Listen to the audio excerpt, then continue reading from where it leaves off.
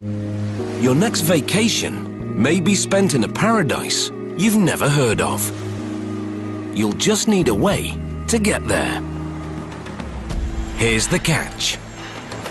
That way has to go underwater. It would become the deepest immersed highway on Earth.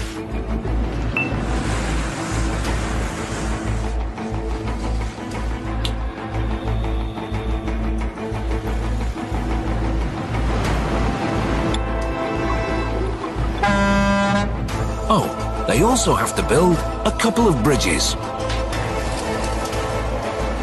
And did we mention the typhoons?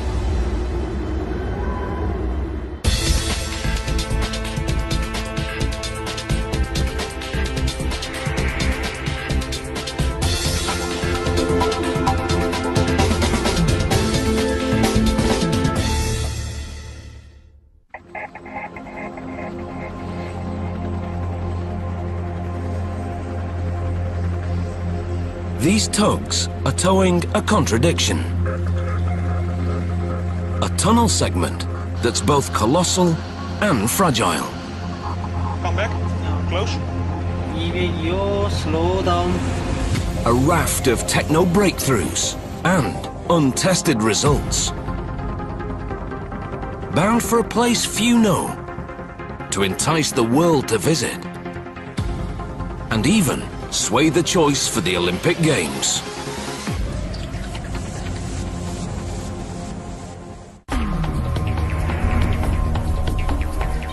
Busan is South Korea's second largest city.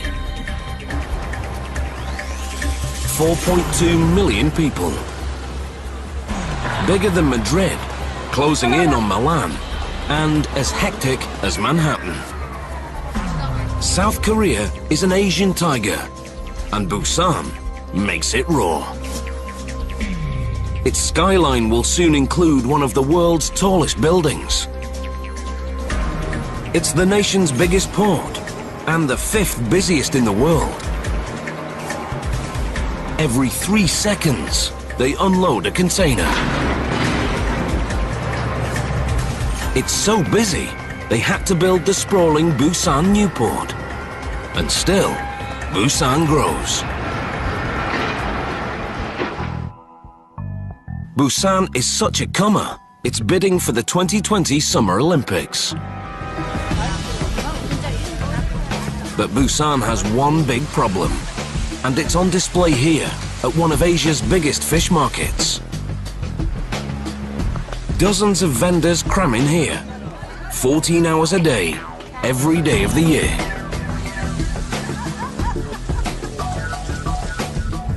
And that's the trouble with Busan.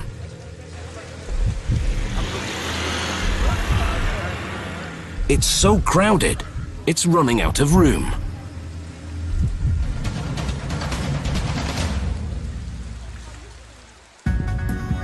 The solution to Busan's problem lies just across Jinhae Bay. Gojae, an island 7 times bigger than Manhattan, but just 1/8 of Manhattan's population. Busan, Gojae. Busan, Gojae. Gojae is a gold mine of development, a potential Korean Riviera, with room for Olympic athletes to hit their stride, and for the Korean tiger to stretch its legs. But Gojae has its own big problem: getting there. By sea, Gojae lies only 8 kilometers from Busan. But by road, it's 140 kilometers. 3.5 hours, one way. One of the world's worst commutes. Lost time and lost work costs almost $400 million a year. And it could cost Busan the Olympics. The athletes won't come if they can't get around. The solution will slash travel time from nearly half a workday to 40 minutes and revolutionize life on both sides of the bay. the Busan-Goje Fixed Link. A 4-lane highway that runs nearly 50 meters beneath the sea. Then it leaps across 2 colossal cable-stayed bridges. Altogether, longer than 80 football pitches. One of the biggest infrastructure projects in the world. Plunging 48 meters below sea level, the link will boast the deepest immersed roadway in the world. The tunnel will be composed of 18 mammoth segments, each as long as 2 football pitches and as heavy as an aircraft carrier. Wide enough to carry 2 lanes of traffic each way, with an access tunnel between. That's the concrete reality. Now, here's where it gets dicey. Each segment has to be carefully towed into position, then carefully sunk to the seabed. And all the segments have to align within 35 millimeters, less than a thumb's width. Weather adds its own demands. This site is exposed to the open sea. There are always high waves, and the water is deep as well. It is wide open to the Northwest Pacific Ocean, so we have extreme exposure conditions for the construction period. So we've got to be ready for whatever that sends us, like big swell waves, strong winds, and even occasional typhoon. Building a tunnel like none ever seen will take techniques like none ever tried. Yet the Koreans have never built an immersed tunnel. But this country has. The Dutch have 5 centuries of experience at holding back the sea. De afzinken van tunnels. Tunnel immersion is actually a Dutch speciality. If you look at the number of immersed tunnels in the world, most of them are in the Netherlands. Dan zijn verreweg de meeste in Nederland geplaatst. The Dutch company had a zest for a challenge, and the confidence that they could solve these problems. And so we were able to trust each other. But that's how we ended up working with the Dutch. This is what confidence looks like. Wil je even naar Kim hier lopen of die even met jou met dat bootje even? 21 years ago, Peter van Westendorp joined Structon at the bottom and worked his way up. He's worked on 8 underwater tunnels. Better when it's tight. Yeah. But none as daunting as the fixed link. Die sluitboot 101. Er is niks mooier. There's just nothing better than immersing a tunnel. It's great to work with a relatively small group of people who are so focused on their job Select the rope, please, Ais. and put in 200%. That's just amazing. Construction begins with the tunnel entrances. One on Gaduk Island, the other near an uninhabited island. From here, engineers will dig down to 12 meters below sea level to meet up with the undersea tunnel segments. But they won't tunnel through the seabed itself. If they did, the gradient would be too steep for driving. Instead, Peter's crew will lay prefabricated tunnel segments on the seabed. First, engineers dredge a trench where the tunnel will rest. To buttress the foundation, they bore concrete columns into the seabed, stopping 3 meters shy of bedrock. The reason? Earthquakes. Avoiding bedrock will give the tunnel crucial flexibility.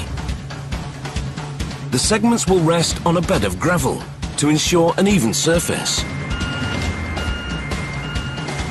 Because the bed determines the exact height of each tunnel segment, the gravel must be placed with pinpoint accuracy. Later, the entire tunnel will be covered with thousands of tons of crushed rocks to protect it from collisions with ships or anchors.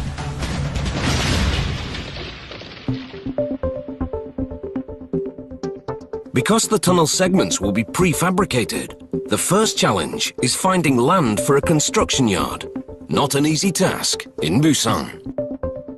If you look around, there's not a single metre of flat land anywhere that a contractor can use as a base for the construction period.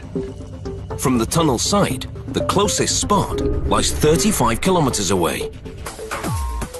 It's big enough to build up to 5 tunnel segments at a time. Each segment weighs about 48,000 tonnes and is made of 8 subsections, each twice as long as a London bus. Anyone with a basement knows water can penetrate concrete joints, potentially disastrous in an underwater tunnel. But each giant section is cast without a single joint, thanks to Korean ingenuity. We continuously poured full sections from the ground up to the top of the walls to eliminate gaps in the walls. A process lasting 24 hours. After casting, the ends are sealed with steel bulkheads, a Dutch innovation best appreciated later on the bottom of Jinhae Bay.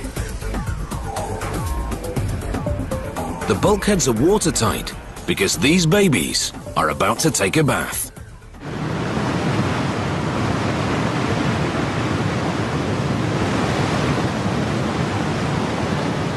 Flooding the dry dock will allow them to float the segments out to sea.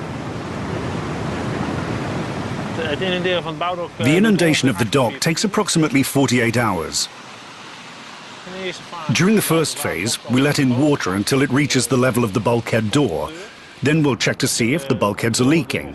Once all the leaks are repaired, or if there are no leaks, we'll fill up the dock completely.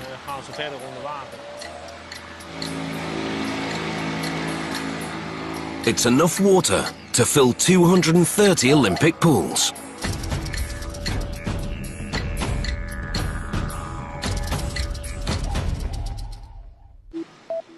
So how do you prep 48,000 tons of dead weight to float? Inside every tunnel segment, there are 6 ballast tanks, and they're filled with water. Ben, alle kleppen staan open, dus voor mij mag de pomp aan. To start the flotation process, we begin pumping out the water. We continue until the tunnel segment starts floating.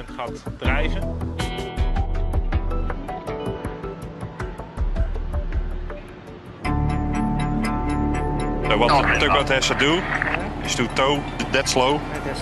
Then with the other winches at the backside, we control the tunnel element sideways direction. Now they can begin to warp out the segment. Removing the first segment takes brawn and finesse to avoid colliding with the dry dock. Pas erop dat hij niet van het dek afrijdt, hè? With barely 2 meters on each side, there's no room for error. Oké, Maurice, we zijn er doorheen, we zijn gekruist, dus we kunnen zo gaan remmen.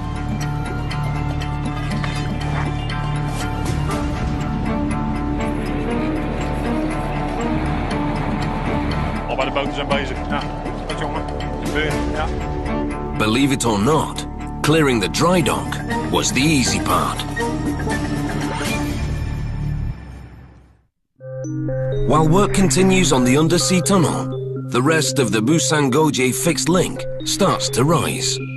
2 giant bridges. One with 3 pylons, the other with 2.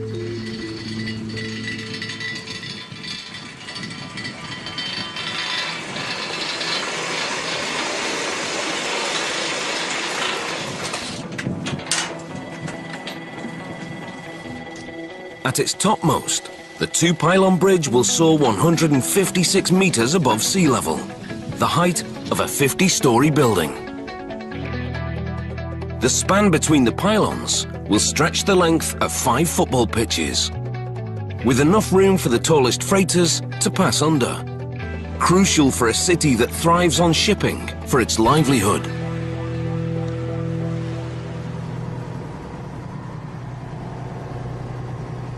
The most pleasing aspect of the bridge is also the most daunting. Its curved diamond shape. Of course, curved pylons are very difficult to construct, but they're very much in harmony with the surrounding scenery in many ways, in that they bear resemblance to a mother's praying hands and to the wings of seagulls. 35 kilometers away, the first 5 tunnel segments arrive at a temporary mooring site. From here, they'll travel across Jinhae Bay to their resting place on the sea floor, already leveled and lined with gravel. And here's how they'll get there. Pontoons the size of a mansion. Dutch designed, Korean made. One pontoon is positioned near each end of the tunnel segment.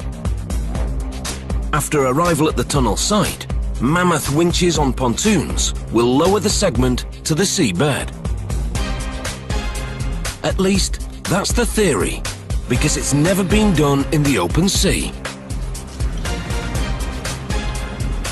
A specialist diving team prepares the first tunnel segment for the immersion operation.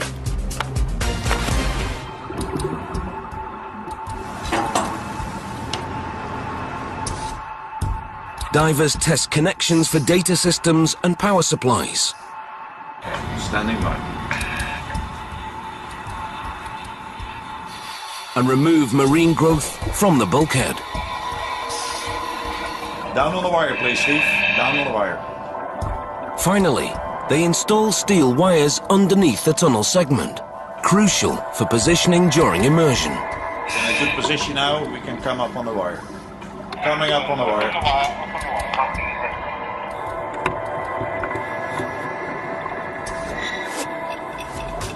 Above water, the crew are also adding a temporary access tower, so workers can enter the segment in case of trouble with the ballast tanks. Over, the tunnel is clear. Every problem has to be anticipated, because if things go south, they won't get a second chance. What we do doesn't have anything to do with luck. We know what's involved, we know how the process works, and we have the feeling we control the whole process. Not quite. Back in Holland, the rest of the immersion team stands by to fly out. In all, 56 men wait for Peter to say go, and he's waiting for a forecast.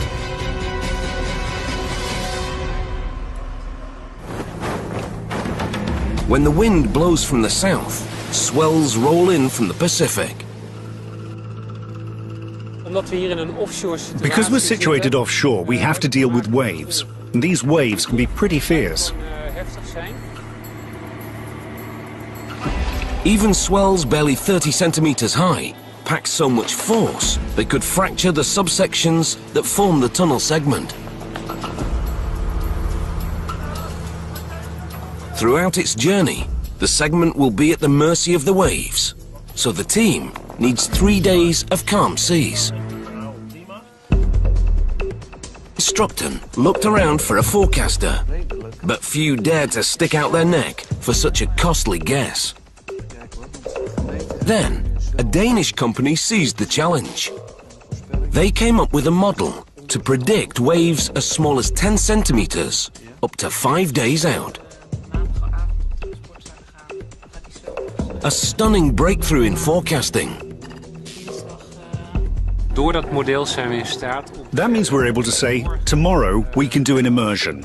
And that means we're able to put people on the plane yesterday. Really on a last-minute basis. It takes away a big risk for us and for our client. We've got the weather.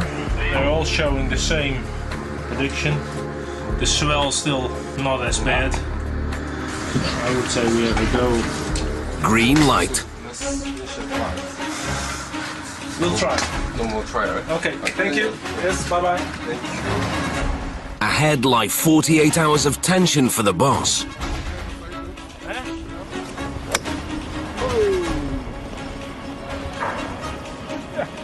Six months of work rides on steel threads and a forecaster's guess. Tonight, no one will sleep soundly.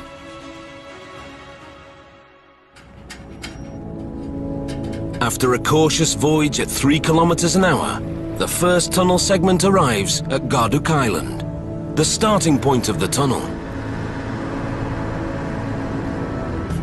Joining Peter is the elite team fresh from Holland, among the few men on the planet who can do this job.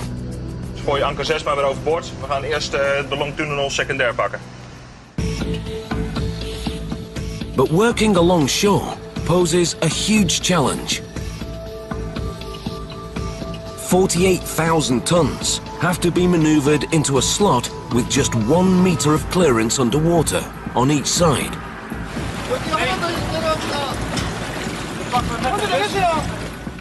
One false move and the segment could get jammed in the rocks. Controlling the segment are 14 steel cables, anchored in the rocks and on the seabed.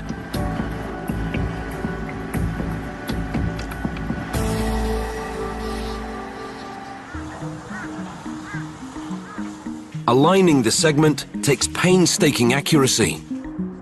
Surveyors take readings using a system of prisms and mirrors mounted on the access shaft and the survey tower. It's all new to the Koreans, so it takes time getting used to the technology. The ordeal will take all day and end either with an engineering triumph or a 48,000-ton disaster. With so little clearance and so much at stake, the segment moves at a snail's pace. After a journey of 35 kilometers, it's now just 4 meters from the abutment.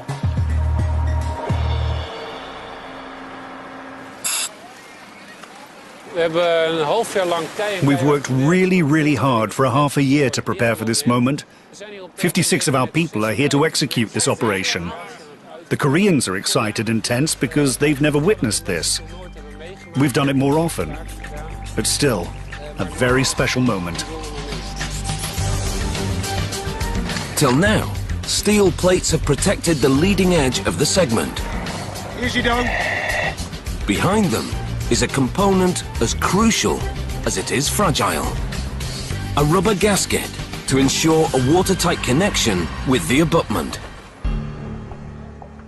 Now they're ready to begin the descent. Operated by remote control, the ballast tanks slowly fill.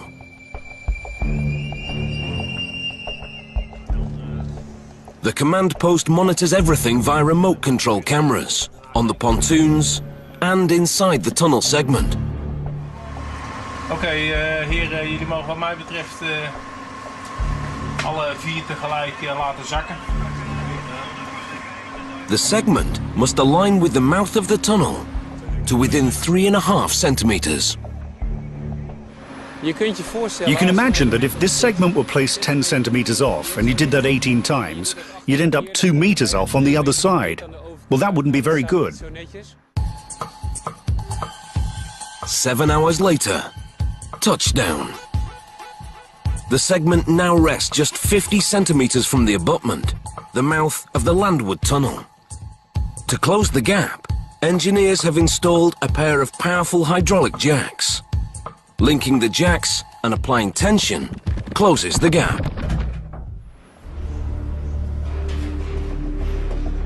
The final stage begins from the landward side.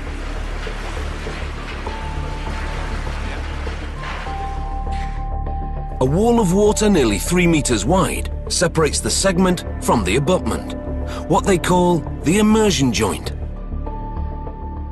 Opening this valve will force the water out.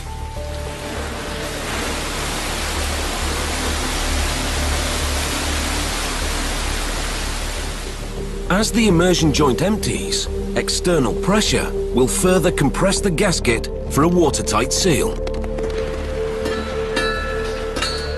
The echo from the bulkhead reveals the water level in the joint.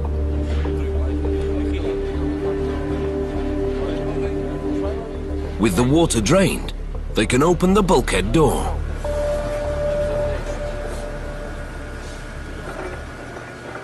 But the lock's jammed. You know that he was going to break? Huh? Did you know that? Because you took toolbox with you. This calls for cruder technology.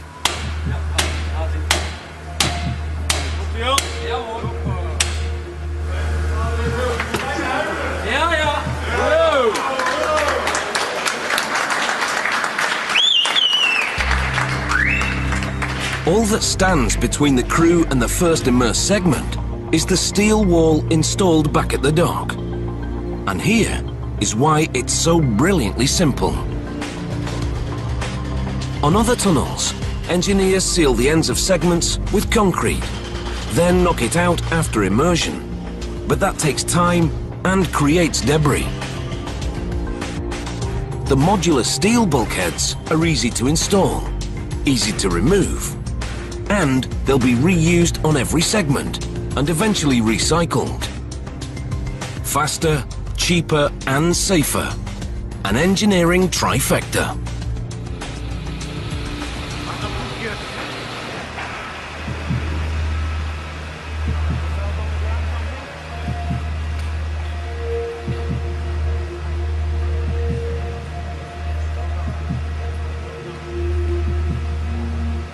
Finally, open sesame.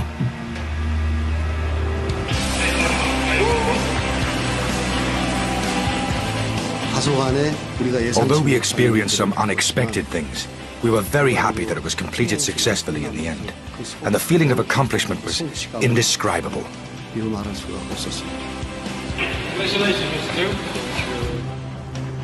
Their marathon operation lasted almost 78 hours.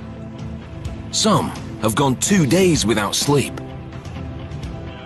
One down, 17 to go. And they won't all go smoothly. Like the Busan tunnel, the bridges advance in segments, but 2 at a time, not 1. It's called balanced cantilever construction. Working outward, steel segments are laid on each side of the pylon to keep the bridge in balance. Then 2 cables are attached to brace the segments. Once they've done that, the derrick crane then lifts up 6 precast concrete panels and places them onto the steel frame.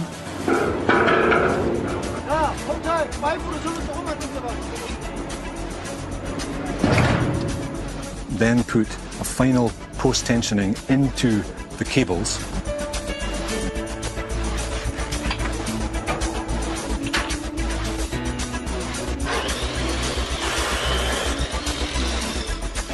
And we're ready then to start the whole thing over again.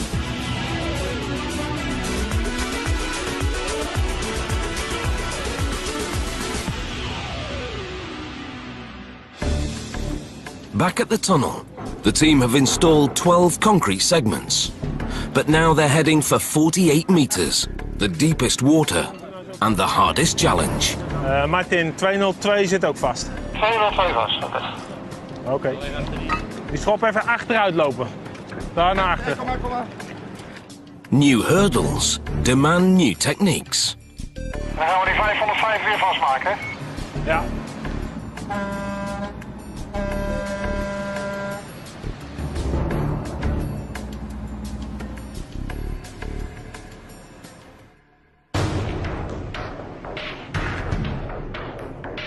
The sea floor out here is soft clay, so they need to set anchors that can hold the segment and pontoons fast.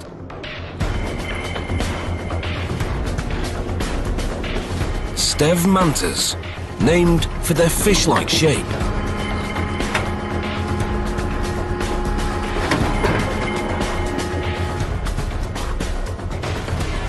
They're designed to dig in where other anchors lose their grip. Once segment 13 arrives here, 14 steel cables connected to the anchors will hold it in position. But once again, deep water raises the stakes. Once the segment hits the bottom, suppose a problem arises with the ballast tanks. Somehow, Peter would need to get the engineers inside. On segment 1, they could use an access tower, but not in deep water. The solution is a first in tunnel immersion, a self-propelled diving bell. Purchased in America, the sub was refitted just for this project. I'm coming down to 15 meters, see if we can get the tunnel on sonar.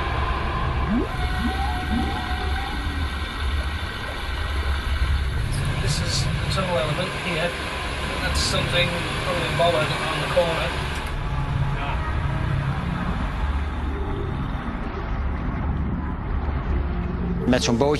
With a little boat like this that can go to 300 meters, you've got the concept of a ferry transferring people to the tunnel segment.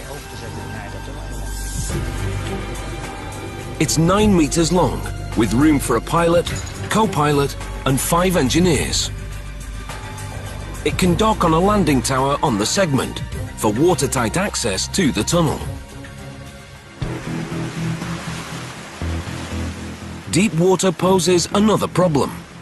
Monitoring the position of the segment as it's lowered, because one misalignment would be disastrous. To calibrate the position of the first segment, surveyors took readings from prisms mounted on the access tower. But remember, there's no access tower here. So once more, the Dutch devise a smart, simple solution. It's named for what it is. A taut wire. One end attaches to the leading edge of the segment to be immersed. The other end attaches to the previous segment. The taut wire ensures the connection stays under high tension. Positioning the device is a delicate operation.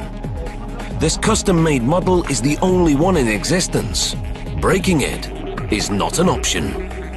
When this segment descends, a computer will record the length and angle of the wire, allowing the team to monitor the segment's position. The taut wire is nu op high tension. The taut wire is now under high tension between this segment and the previous one. And as the segment descends, the wire automatically retracts and becomes shorter. So that provides us with exact positioning data. To fine-tune the position of the segment on the seabed, 4 of these sensors are attached, one on each corner of the bulkhead. Another custom innovation for this project. And wait till you see how accurate they are. The whole operation is remote controlled from the command unit on the pontoon.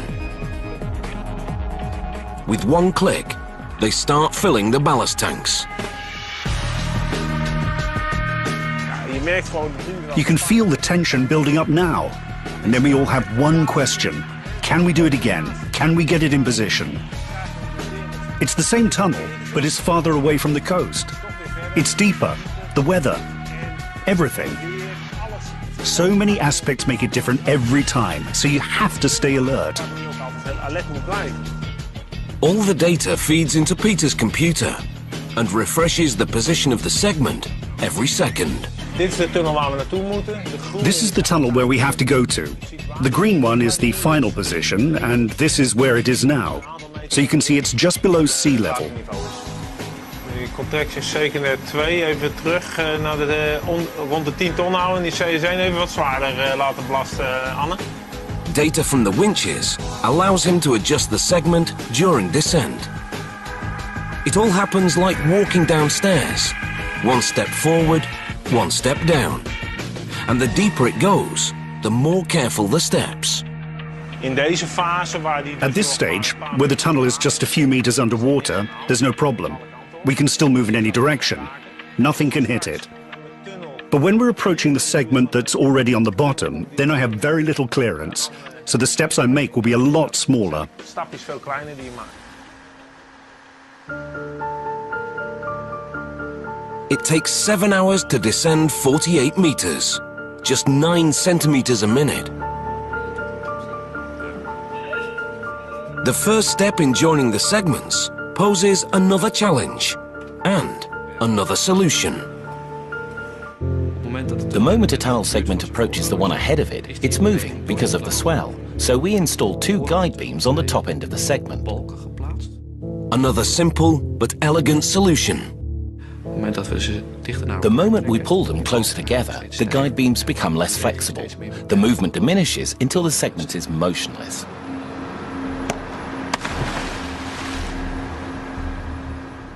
With only 50 centimeters separating the segments, and in near zero visibility, a diver connects the hydraulic jacks.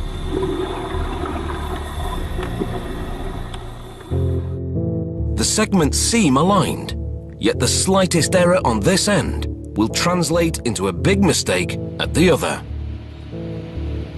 But the Dutch don't miss a trick. Kan ik er nu al gaan uitschuiven? The 4 remote-controlled sensors on the bulkhead now deploy. They measure the position of the segment within 1 millimeter, the width of a guitar string, and relay the data back to the command center. Peter needs to shift 48,000 tons of concrete, 20 centimeters to the right. Even on calm days, the swell is so heavy and the segment is so long, stability is a problem. The solution? The External Positioning System, or EPS. Yet another Dutch invention based on a simple idea. A pair of hydraulic legs and extendable feet to hold, lift and move the segment. Connecting each pair of legs are 4 steel cables, already installed back at the mooring site. Braced on its robot legs, the EPS laterally aligns the segment into its correct position. Now, the jacks are tightened by remote control, compressing the rubber gasket.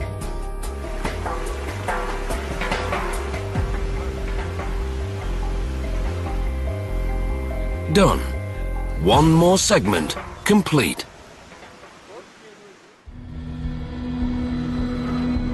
Like the tunnel, the bridges approach the final stages.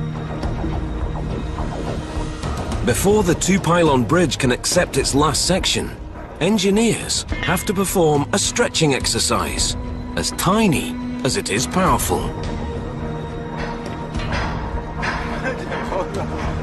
Both pylons have to be pulled back about 7 centimeters to create enough space for the key section to be placed. Once the tension is released, the final section will have a tight fit.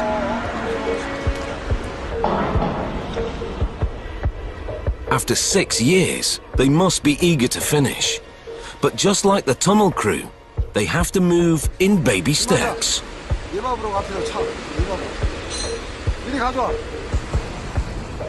Because this baby is a giant. A few kilometers away, Peter's crew prepares to install their last segment. Just like the first segment, number 18 has to be maneuvered between rocks. As before, they run some of the anchor lines from the pontoons to the rocks.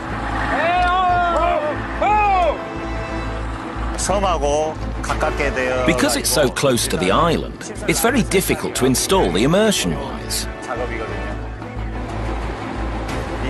Connecting them isn't easy by any means. It's not just a matter of simply pulling them in place. With all cables attached, they can start maneuvering the segment into place.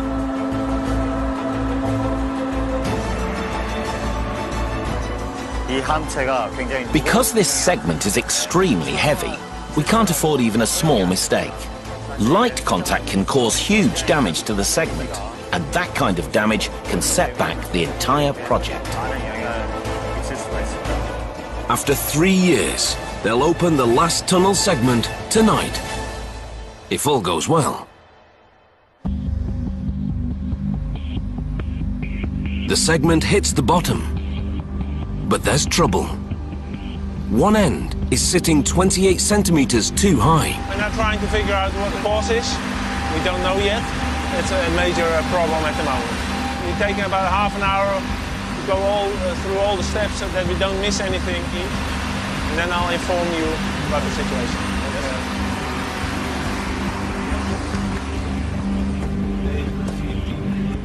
The gravel foundation under one of the EPS feet is overbuilt, so they'll have to remove the foot.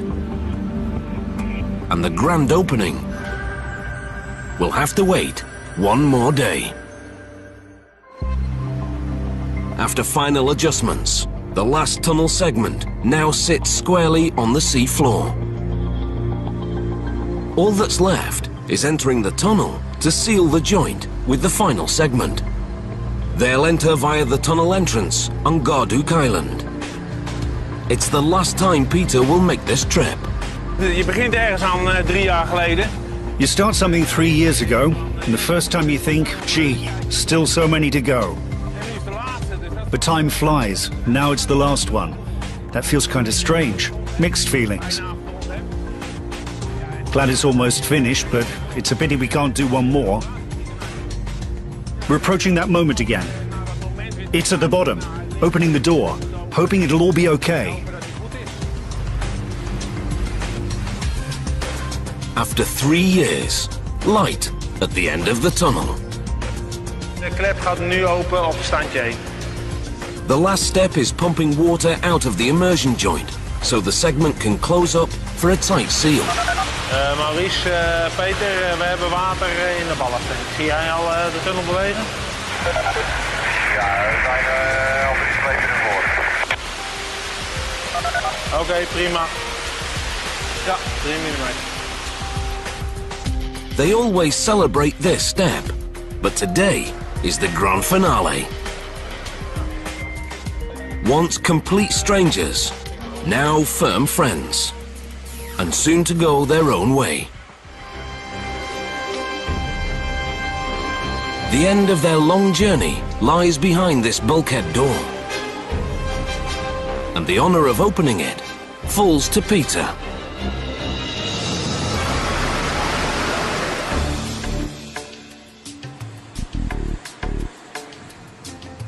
Back at the bridge, the final section is lifted into place.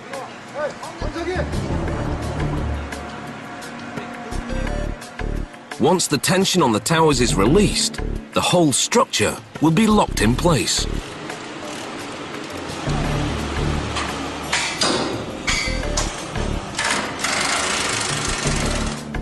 With the bridge complete, all that remains is opening the final segment of the tunnel.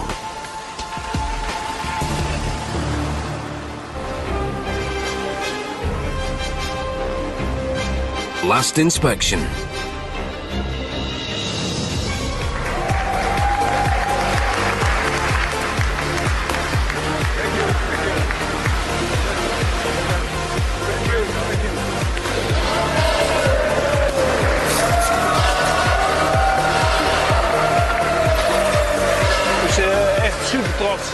Really extremely proud that we did it, and happy, of course. Happy for the whole team. It's just great. After all this time and after a difficult operation, we did it. Very emotional, yes.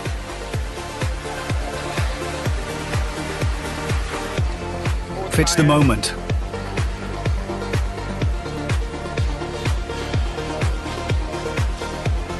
I'm proud. So proud. Yeah.